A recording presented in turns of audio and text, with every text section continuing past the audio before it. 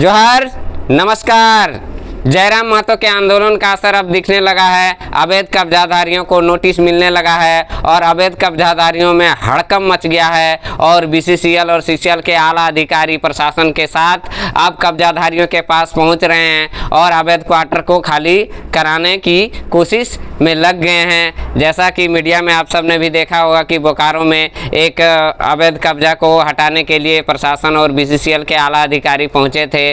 तू मैं हो रहा था, लेकिन सवाल उठता है कि अवैध कब्जाधारी की संख्या कितना है और नोटिस अभी तक कितने लोगों को मिला है। मात्र 10-11 लोगों को नोटिस मिला है और अवैध कब्जाधारी हजारों में है। तो कहीं इस आंदोलन को माने सीसीएल प्रबंधन के द्वारा शांत करने की कोशिश तो नहीं है, क्योंकि हाथी के दांत खाने के अलग होते हैं और दिखाने के अलग होते हैं। और अभी तक जो माने बीसीसीएल प्रबंधन के द्वारा जो कार्यवाही की जा रही है वो तो एकदम खोदा पहाड़ निकली चूहिया दिख रही है।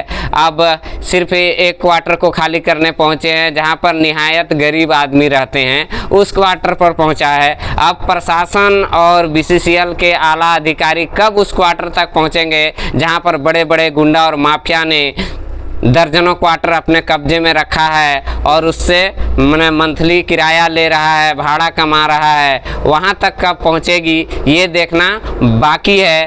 तो अब अभी जैसे जयराम महतो के आंदोलन से सीसीएल ने घुटने टेक दिया और वार्ता में बुला लिया और वार्ता में जयराम महतो ही नहीं पहुँचे, इस पर भी एक सवालिया निशान उठता है कि भैया मैंने विस्थापन संघर्ष समिति के अध्यक्ष कौन महतो जी हैं और लखन महतो जी, और कहीं बीसीसीएल और सीसीएल प्रबंधन के बीच कुछ खिचड़ी तो नहीं पक रहा है। जब जयराम महतो के ऐलान से सीसीएल घुटने पर आ गई और वार्ता के लिए बुलाया, और आश्चर्यजनक बात है कि जयराम महतो ही उस वार्ता में शामिल नहीं हुए। तो अब इसको किस तरह से आप लोग देख रहे हैं कमेंट बॉक्स में ज़रूर बताइएगा।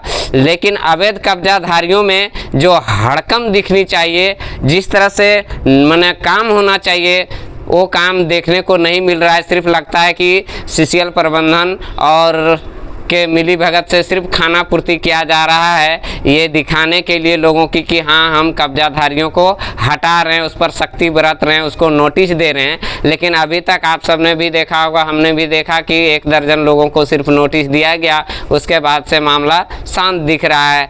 कहीं अधिकारी दिखाई नहीं दे रहे हैं, कहीं कब्जाधारियों पर डंडा और ज़बरदस्ती करते हुए नहीं दिख रहा है, कहीं मना खाली कराते हुए क्वार्टर को नहीं दिख रहे हैं। तो ऐसा लगता है कि सिर्फ ये एक दिखावा कर रहे हैं। लगता है कि सिर्फ जयराम महतो ने जिस आंदोलन को जितनी ज़ोर से तुल पकड़ा था, ऐसा लग रहा था कि एकदम दनादन क्वार्टर खाली हो जाएगा। लेकिन अब ये मामला धीरे धीरे लगता है ठंडे बक्से में जाने वाला है। अब आप लोग क्या सोचते हैं, आपके दिमाग में क्या समझ में आ रहा है, कमेंट बॉक्स में ज़रूर बताइएगा कि जयराम महतो का ये आंदोलन सच में कारगर साबित होगा, विस्थापितों को हक मिलेगा और अवैध कब्जाधारियों में डर पैदा होगा। अवैध कब्जाधारी सच में आसानी से क्वार्टर को छोड़ देंगे, या अवैध ज़मीन को कब्जा किए हुए उसको छोड़ देंगे, या अवैध रूप से मैंने अधिकृत करके रखे हैं जिन क्वार्टरों को, जिसमें बिजनेस कर रहे हैं। अब पता चलता है कि क्वार्टर किसी और के नाम से अलॉटमेंट है और भाड़ा में किसी और ने लगाया है और उस क्वार्टर में कोई और रह रहा है। ये गजब का झारखंड में हो रहा है भैया।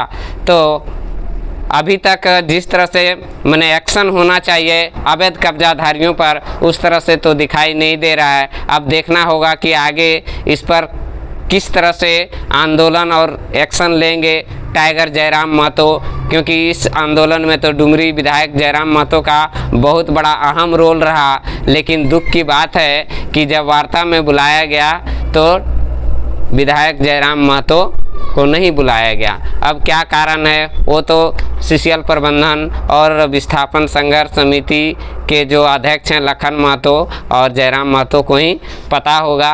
लेकिन आपके दिमाग में क्या चल रहा है इस विषय के बारे में कमेंट बॉक्स में आप अपनी राय ज़रूर दें। और वीडियो कैसा लगा कमेंट बॉक्स में अपनी राय ज़रूर दीजिएगा। जय झारखंड, जोहार झारखंड।